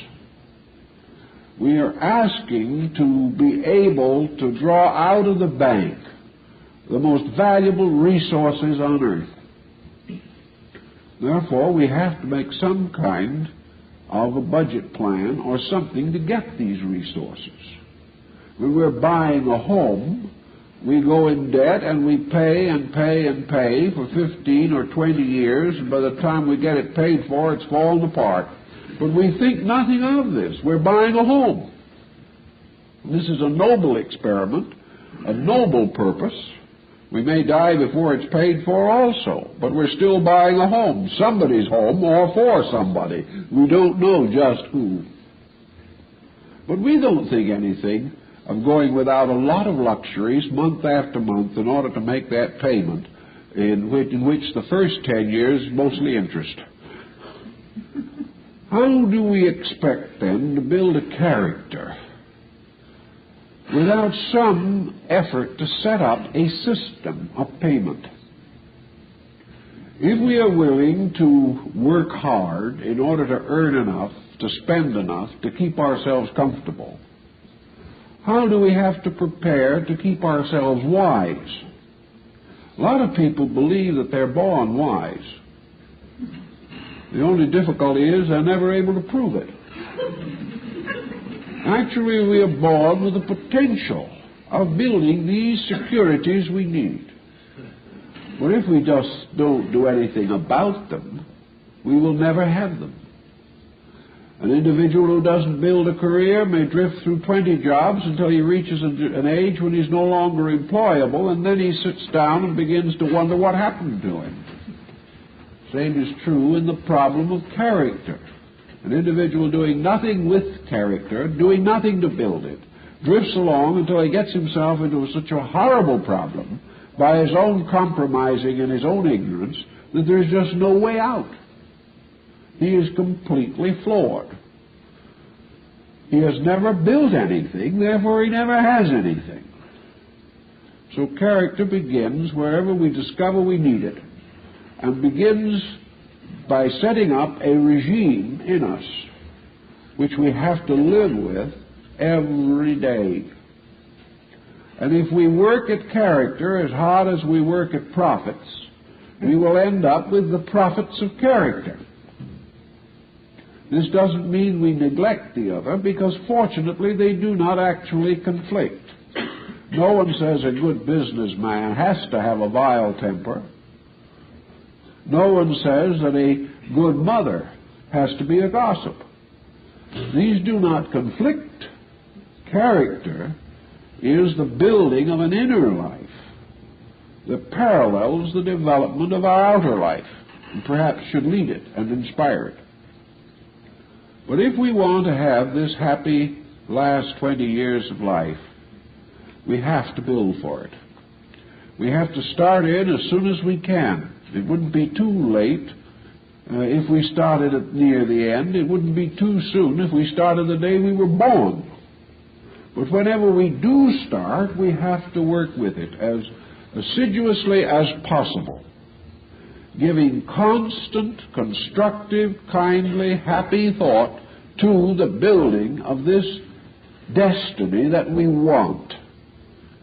And we have to do it by enriching friendships, by building the faith of other people, by bringing into the lives of our children values so real that those children become very closely and deeply attached to us, by natural and proper attachments, and not by the forceful attachments of duty and discipline. We have to maintain a certain equity in our spending, in our saving, in order that we may have reasonable probability of attaining the end that we want. We have to also increase the insight of our inner lives, so that as our physical activities become more restricted, our inner life takes over, and instead of aloneness being lonely, aloneness is a magnificent adventure in the use of the stored up inner consciousness which we have been accumulating through the years. Now some will say this is a pipe dream, but there are people who do it, and these people win. The one who doesn't win is the person who doesn't do it. So you can start at any point to begin to plan a reasonable life. And the planning of a reasonable life is the highest form of philosophy. And all that philosophy and all its academic measures can possibly provide is some help, some incentives, some enlightenments, some rules and regulations by means of which some of these things can be estimated more correctly.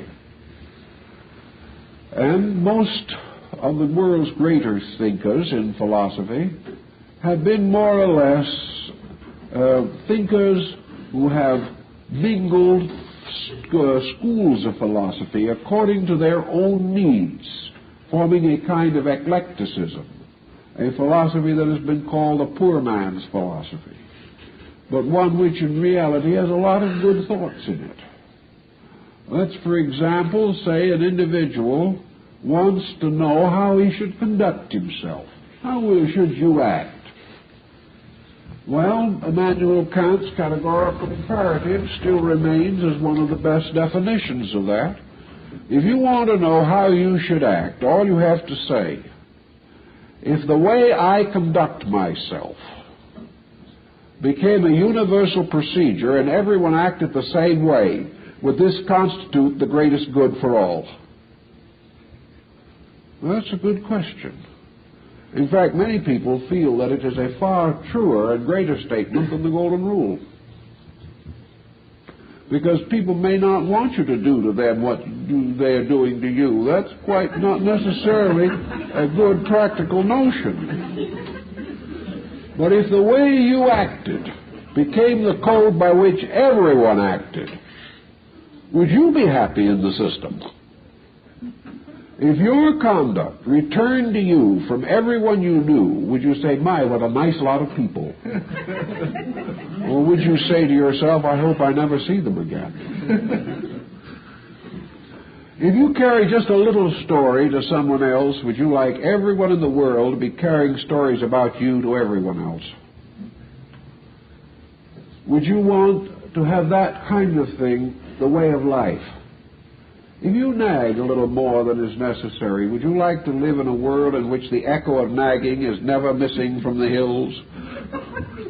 Would you like to live where everything is echoing and re-echoing one nag after another? If you are trying to get along at someone else's expense, would you like the whole world to be trying to get along at your expense? If you don't care for somebody and you're living with them only because it's profitable, would you like all the world to do the same thing and maybe do it to you? These are questions. And I think Kant has a rather good answer. Now, that's the way philosophy can sneak into a situation and give you a little help. Schools of philosophy can say to you, here are rules. If you think these rules through, you'll probably do fairly well. Therefore, we can go to another problem of life, and we can say, according to philosophy, what is the highest virtue that a person can practice? And Socrates answers that question by saying that the highest virtue that a man can practice is to be himself, to be his real self.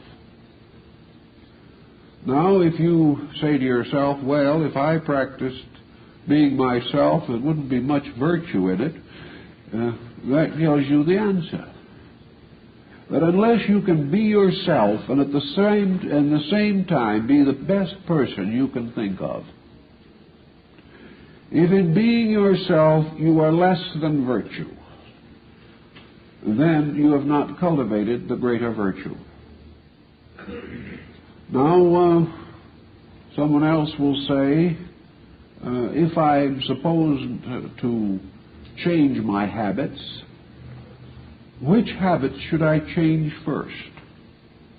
Pythagoras says, change first that habit, the changing of which will change all other habits.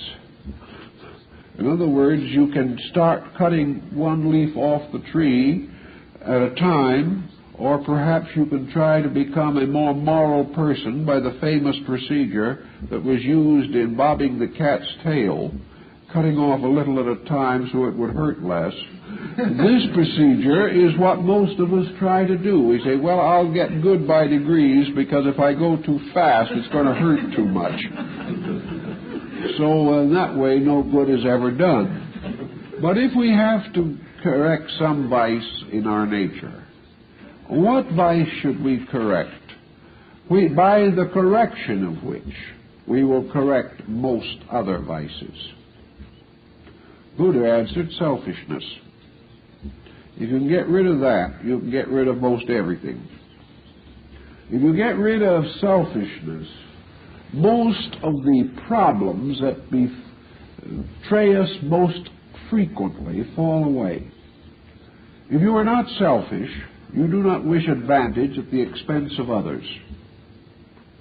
This in itself relieves us of most of the conspiracies which burden life, most of the falseness of life, most bad marriages, most poor business relationships, most unfair friendships arise from secret selfishness.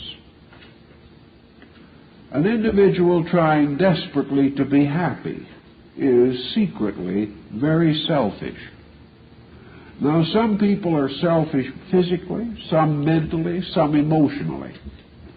But if you can weed out selfishness, you probably can come the nearest to reducing the general stock of troubles within your own nature. With the end of selfishness comes the end of opinionism, this desperate struggle to be always right, which is almost certain to end in common misery. With the end of selfishness comes also freedom from this desperate effort to possess, whether it be persons or things. And the unselfish individual gradually finds all other tensions are reduced. He is then left with only one real problem: how to be intelligently unselfish.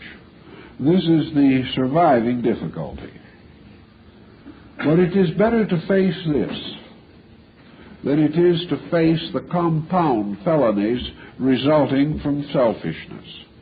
So if you want to dig out one basic characteristic which has probably contributed more misery to you than anything else in all your life, go to work on selfishness.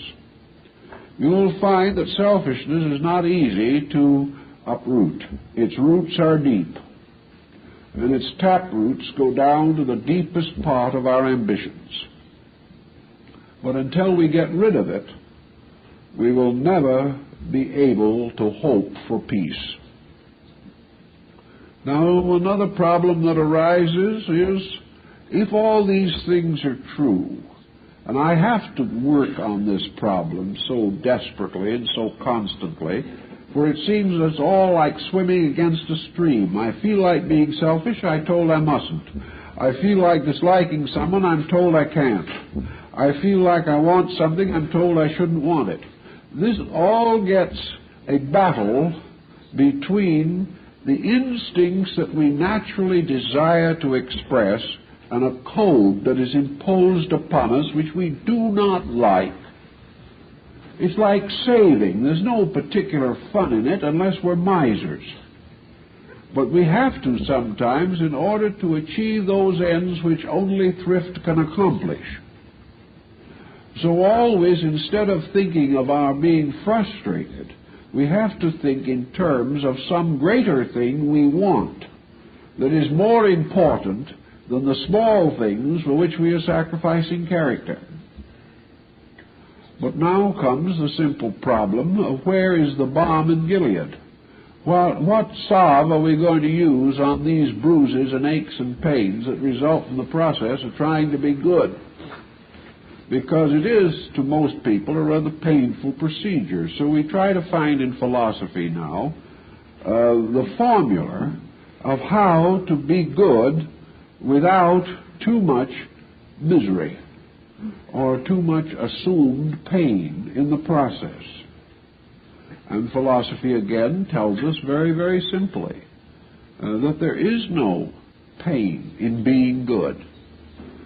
That what we call pain in being good, as Lao Tzu, the great Chinese mystic philosopher, points out, is simply the pain of being yourself in the presence of a world that is going in an opposite direction.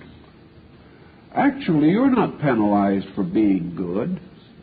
You penalize yourself by looking around you and saying, look at all these people doing what they want to do, and because I'm a philosopher, I can't do it. It's a perfectly desolating state of affairs. But if you're a philosopher, just wait a minute and see what is happening to these people who are doing the things that philosophy is trying to get you not to do. You say, my goodness, look at that man. He has that beautiful new car. He must have paid $5,000 for it, and I'm supposed not to covet it. I'm supposed to look placidly at this man and say, I'm glad you have it. And even as I'm saying it, I say to myself, I am a liar. I am not glad he has it, because in my heart and soul, I know I'm the one who should have had it. Only he had the money. So this is the situation.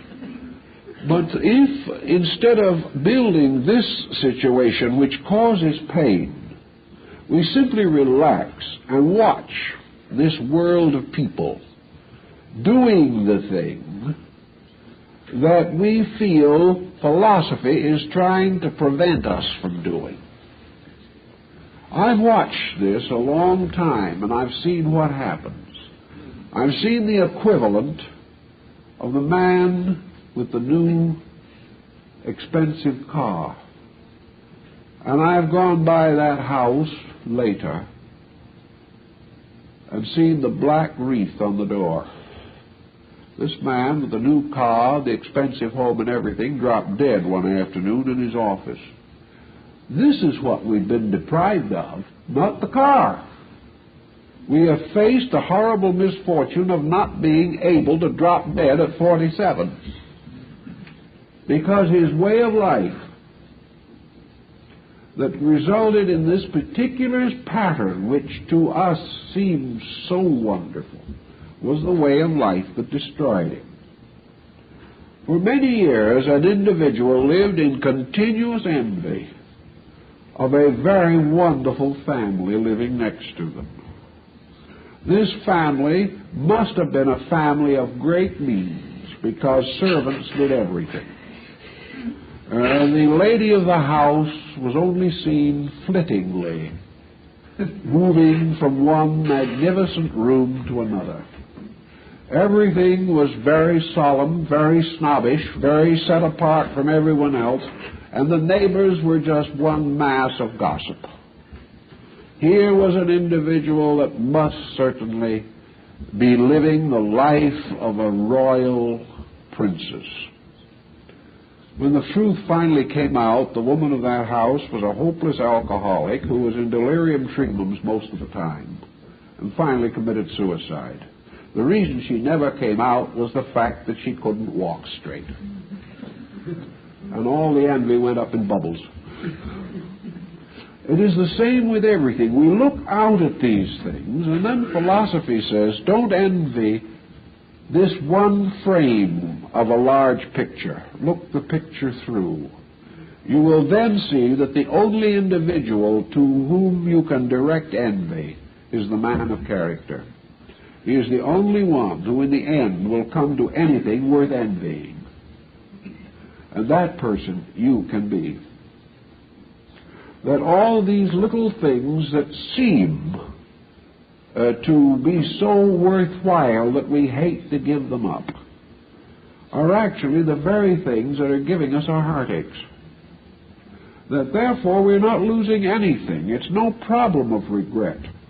It's a problem of getting our minds onto a different level of value, in which that is regarded as worth emulating, which itself is the greatest good. Because it is only in that way that we can solve things. Now, it's nice enough to try to you'll be acceptable by everyone else. It's wonderful to try to be regarded as a popular member of the community. It's wonderful to be in fashion and be in style and be, as they say today, on the top of the heap.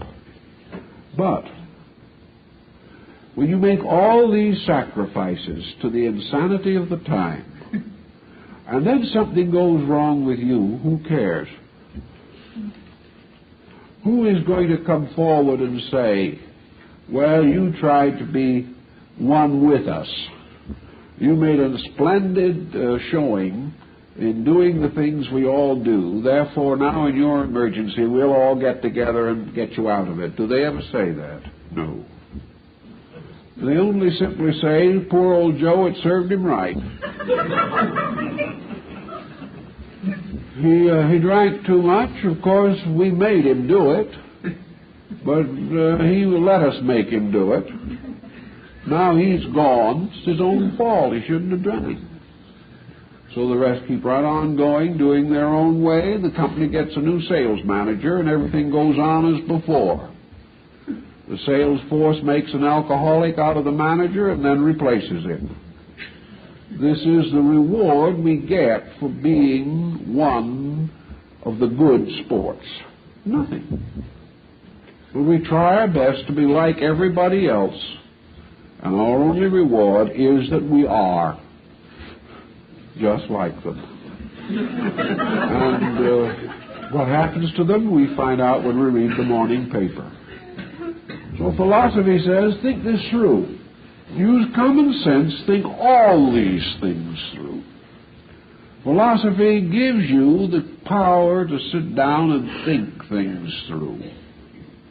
And when you do this, you're not going to say philosophy is a burden on the spirit. You're not going to say it keeps me from doing the things I want to do.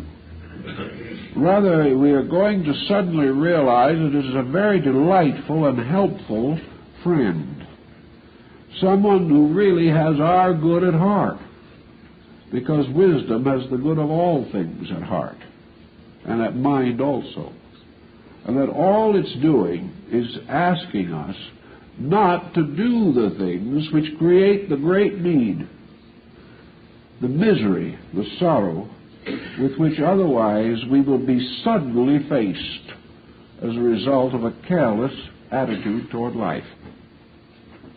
So I think that in this sense, philosophy can help us now, not as a system of jarring beliefs that will never be reconciled, but as an approach to life, an organized thoughtfulness by which we think all things through, weigh all things with the faculties that have been given to us, and cling joyously but firmly to that which is good. In so doing, relieving ourselves of most of the disasters which might normally make our lives miserable. If we can get some of this thinking done, I think it will help us in this time, in this critical time, to face living.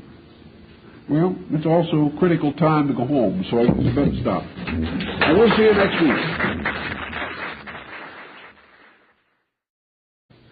That philosophy divides into these schools, and that we are only philosophical to the degree that we align ourselves with one of them.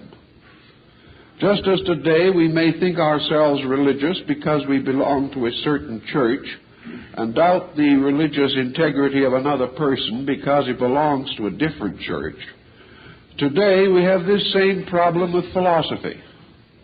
Those who follow the Kantian school of philosophy look with great suspicion upon the followers of Leibniz or the followers of other systems. They hardly speak the same language. So when we are thinking of philosophy today, we are thinking mostly of these great dominant systems of European intellectualism which have dominated our way of life for many centuries. We are thinking in terms of allegiances to doctrines, and philosophy has become a vast and complicated doctrine, divided into innumerable sub-branches and divisions. These divisions being further divided and enriched by continuing contribution, so that even in this age in which philosophy is far from prevalent, we still have minor schools rising, such as, for example, our friends the existentialists. They constitute a philosophic group largely based in the philosophy of futility. This building of these schools causes us to say that philosophy comes to the person who spends a certain number of years studying the thinking of a certain person or school of persons who have lived at some past time and who have evolved within themselves a doctrinal structure relating to life and have interpreted universal existence according to a formula. If we accept this formula, we belong to their school. If we do not accept this formula, we are not welcome in that particular environment. So philosophy again becomes a selectivity among various formulas. If we find a formula that is rather pleasing to us, it is like finding a pair of shoes that somewhat fits. In this we feel a great achievement, a great victory. We are not likely to question as to why our favorite might have been wrong, or nor are we inclined to wonder why he didn't study other systems, which he never mentions, or if he was thoroughly aware of some of the systems that he denounces or criticizes.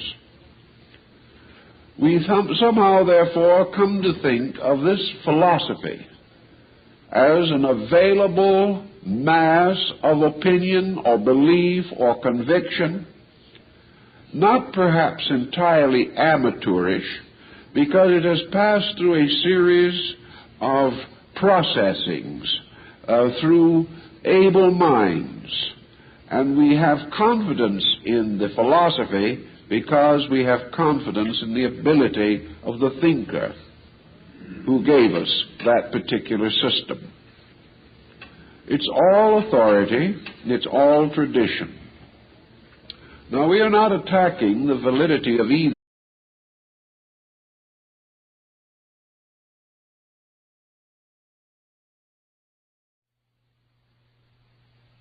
No one really denies the importance of philosophy in the life of man, but in recent times we have been brought to the unfortunate emergency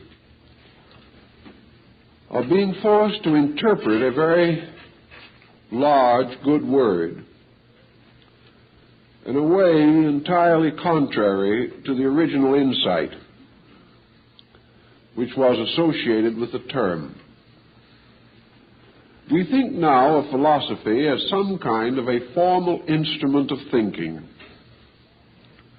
and that this instrument some way lies outside of ourselves. We study philosophy, but it does not necessarily follow that we practice it or gain any direct insight as a result of the learning we accumulate. Thus we may say that for the most part what passes for philosophy today is a history of philosophic thought in the past and variously documented biographical sketches of earlier philosophers. When you read a story of philosophy today, you read principally an account of persons, not of ideas. And these ideas that they do have are associated directly with these persons. So we think of the philosophy of Hegel, and we call it Hegelianism. We think of the philosophy of Thomas Aquinas and call it Thomism. Thus we have schools of philosophy, so-called, that arise from the thoughts of men. Perhaps it would seem that there is no other place they can arise. But human beings are very strongly individualized. And when Immanuel Kant gave his philosophy to the world, we associated it with his name. Of course, we cannot avoid this entirely. We think of Platonism, Pythagoreanism, Neoplatonism. These terms are always associated with persons. To a measure, we accept this. But actually, we are dealing with something that transcends persons. Plato and St. Thomas Aquinas were philosophers because of a certain capacity within themselves. They were not philosophers primarily because they were students of philosophy. They were brought to a high place in the intellectual life of the race by their own magnificent internal equipment. And through this equipment, something was released into manifestation. Today, in most lines of thinking, we believe in a more or less accumulative procedure, and medicine is an example of this. We no longer think of medicine primarily in the terms of doctors. And while medicine has its heroes, these are not the parallel in religion, which has been close to philosophy in many respects since the very beginning of time. We observe that in philosophy, as in religion, and more or less in science also, the tendency of the individual and of the school and of systems is to glorify points of difference. A system stands because it is isolated by its own ideas. A system has a reason to exist because it is different. The concept is, if it was like other things, it would be dissolved or absorbed by other things. If several different religious groups admitted their identity, they would have no longer any reason to struggle for their own existence. They could meld or mingle or merge, be one body, and the small, isolated struggle which makes meaning for many of these people would no longer be reasonable or profitable. The same is true in philosophy. It is assumed that these differences of opinion sharpen the wit, but more actually, I think they dull it, because they give us no solid core of integration. Actually, religion and philosophy have this in common. The division can occur within them, but that substantially they cannot be divided, either within themselves or, for that matter, from each other. Thus, philosophy is an inclusive, within which all types of philosophic thought have a common existence. All philosophy springs from one over-concept. All philosophy unfolds according to certain obvious human phenomena. All philosophy has one practical use. All the differences and all the various divisions that arise within its schools simply represent a certain human competition. The fact that man seems to prefer to compete rather than to cooperate may play a part in this. Man believes that he is important to the degree that he is different. If the individual cannot be in some way unique, he is not an individual. And for most people, difference of opinion is the only valid uniqueness that they can understand. So in philosophy, schools exist simply because they differ. Without this difference, the great stream of philosophy would flow along. And many feel that under these conditions it would flow along without actually building any monuments to itself in the world. That actually these monuments stand as markers of the victory of ideas over other ideas, whereas really they should stand for the unity of ideas that have arisen throughout the history of the world. Today we can no longer afford this luxury of endless argument and debate concerning something which most people today have concluded that nobody knows, and therefore that philosophy has become highly passé in the popular thinking simply because the average person can find no use for it. He finds that there's absolutely no way in which he can go down the heroes we think of when we think of healing. We think of healing as a great body of knowledge, not merely a number of interesting individuals. Actually, the same is true of law. To the lawyer, there are many important legal personalities in the history of jurisprudence. But we think of law today as a great compound of knowledge, given to us over thousands of years by persons known and unknown, named and unnamed, remembered and forgotten. We also have realized that law, as far as legal procedure is concerned, is more or less the result of the unfoldment of an archetypal entity of ethics within man. And that so long as man is ethical, this law operates, and his laws are ethical. When man fails in ethics, the law fails in ethics. It cannot be otherwise. Thus, through man, various truths come into manifestation, but these truths have an existence apart from man.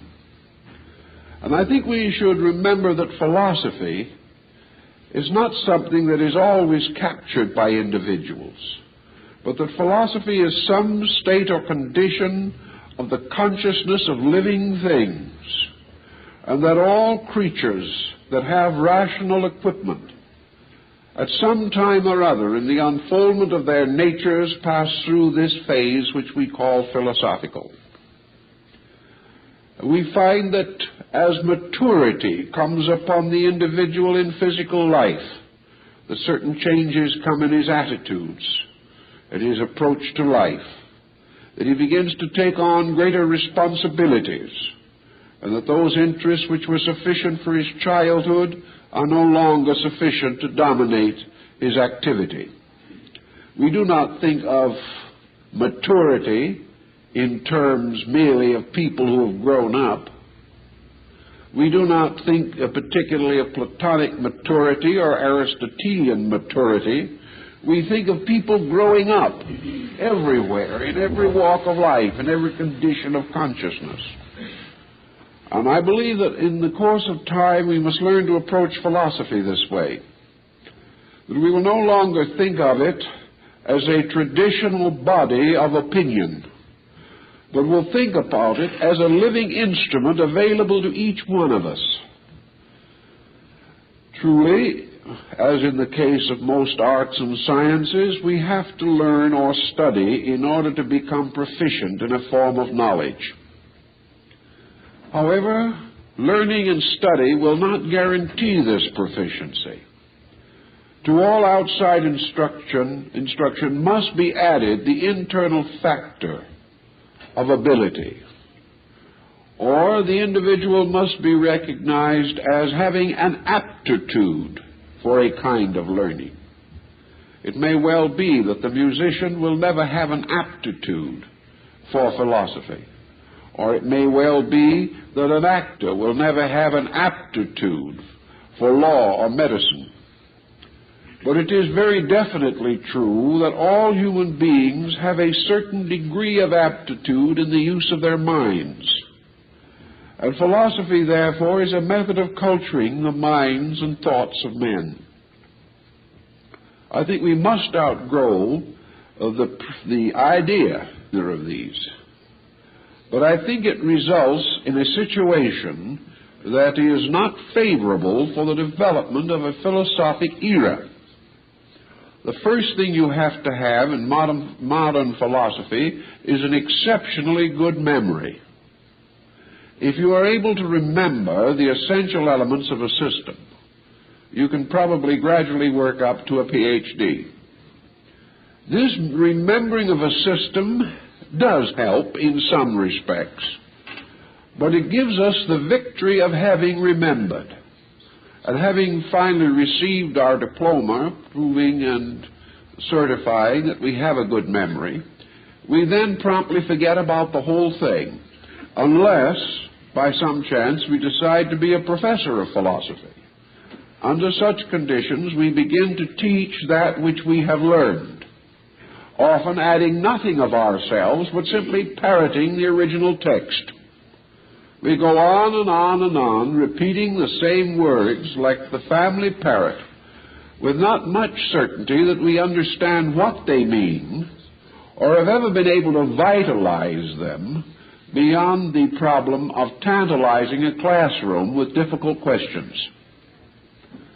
This means that we go on through what we now call learning and can graduate with all honors and still have no dynamic within ourselves.